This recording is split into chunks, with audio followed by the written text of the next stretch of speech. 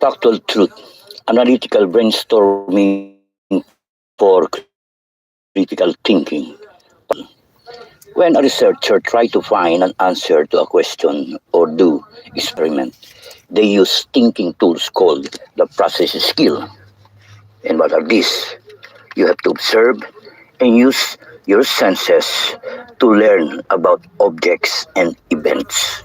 And you have to compare it, and identify the characteristics of things and events, okay, to find out how they are alike and different.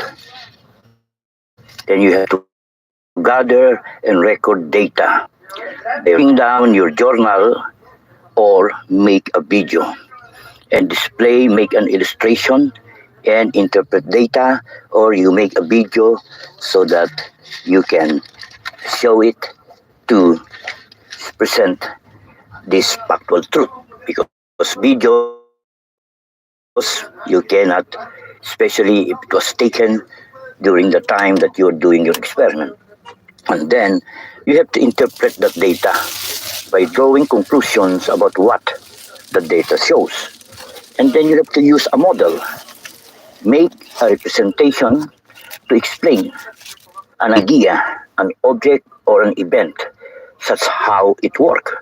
And then you have to predict, form an idea of an expected outcome based on observation or experience. And you have to infer, use logical reasoning to explain events and make conclusion based on observation. Control variables,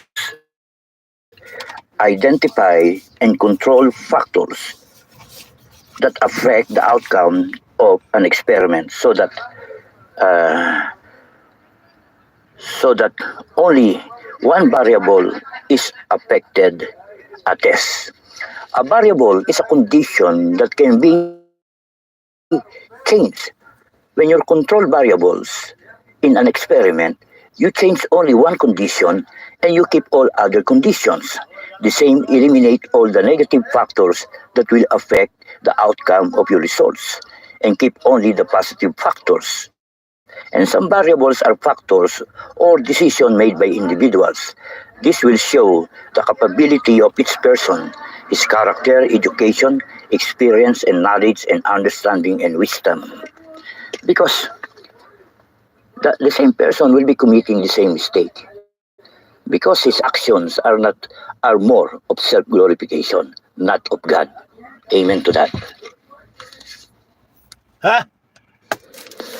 In any research or scientific endeavor is predicated on the belief that empiricism is the best or at least the most dependable route to knowledge.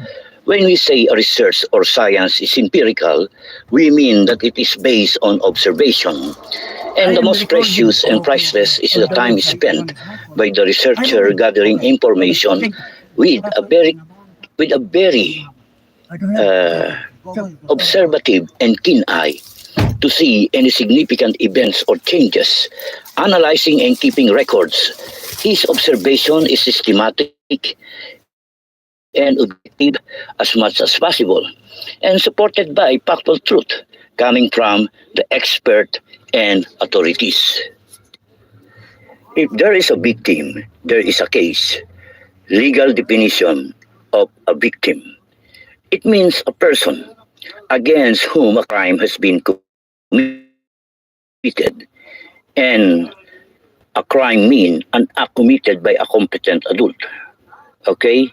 Any violation to life and to own and freedom to his property and freedom to enjoy happiness and liberty. Now we have here a violation against that person. Man created by God in the image of God was granted by God certain in inalienable rights which are constitutionally protected. You as a human person may never be thought of only an, an absolute human being built up by himself and on himself as of his characteristics, traits, dependent to no one else but himself. Man exists as a unique and unrepeatable human being. This was the reason I said, I am who I am. And nobody is above anybody in the eye of God. You should be proud of yourself because you are the one and only in this universe. Okay?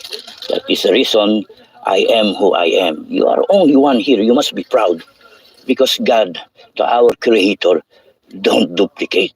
If God will create something, there's only one. Okay? Even the twins, man, they have different character.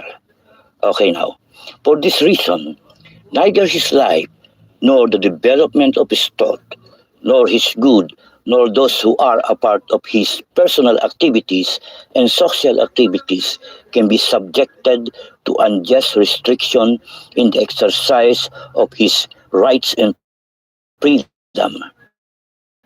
And the human person represents the ultimate end of society. In no case, therefore, is the human person to be manipulated. By means of work and making use of the gift of intelligence, a human person is able to exercise dominion over the earth and make it a fitting home. In this way, he make part of earth his own, precisely the part which he has required to work. As what is written in the book of James, okay, chapter 2, verse 10. Yeah, a man may say, thou hast faith, and I have works. Show me thy faith without thy works, and I'll show you thy faith by my works. Amen to that. In Ecclesiastes chapter 9, from verses 11 to 12, I have seen something else in the sun. The race is not to the swift or the battle to the strong, and the food come to the wise or wealth to the brilliant or favor to the learned. But time and chance happen to them all. It is not always the strong, the mighty that win. The battle is not always to the strong. Other factors really make the difference. Time and chance happen to them all. What does this mean? We often say you have to be the right person in the right place and in the right time. God has a purpose for you, and that is the truth. If God is going to use you to send a message, you will be even purified. You will be humbled, okay? And you must know how to forgive, but don't forget because you will never learn. You are becoming a stupid person if you will never learn. Even you go and you have education, if you will not use it the right way, you are stupid, okay? Stupid is stupid. And also, you have to love your fellow man. That is the universal law. Okay, humility, so that we will be sure that everything that you do, because you once you God will humble you, you will not do anything is for the glorification of God.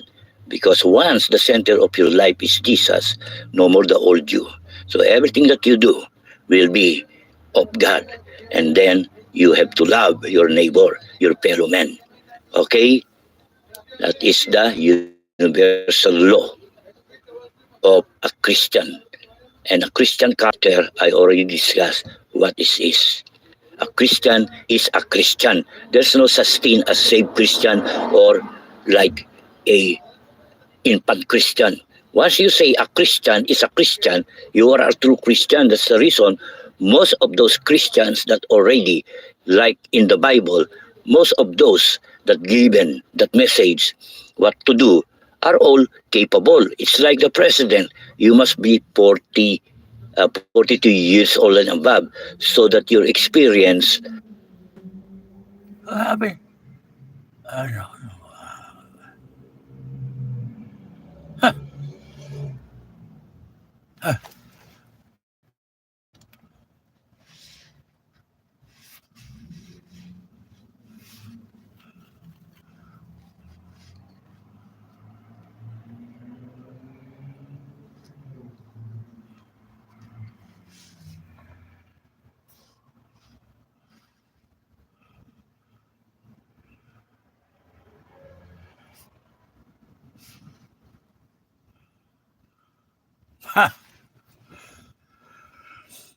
Okay.